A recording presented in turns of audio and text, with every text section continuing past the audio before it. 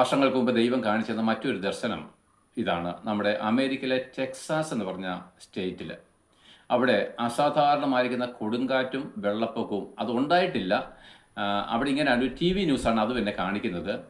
ടെക്സാസിൽ മുന്നറിയിപ്പ് കൊടുക്കുകയാണ്. എന്താണെന്നറിയാമോ? ടെക്സാസിൽ അതിഭീകരമായിരിക്കുന്ന ചുഴലിക്കൊടുങ്കാറ്റും അതിഭീകരമായിരിക്കുന്ന മഴയും പെയ്യാനുള്ള സാധ്യത ഉള്ളതുകൊണ്ട് ടെക്സാസ് സംസ്ഥാനത്തിലുള്ള ലക്ഷക്കണക്കിന് ജനങ്ങൾ അതിൻ്റെ അയൽ സംസ്ഥാനങ്ങളിലേക്ക് മാറിപ്പോകുന്ന കാര്യമാണ് ആ ടി വിയിൽ.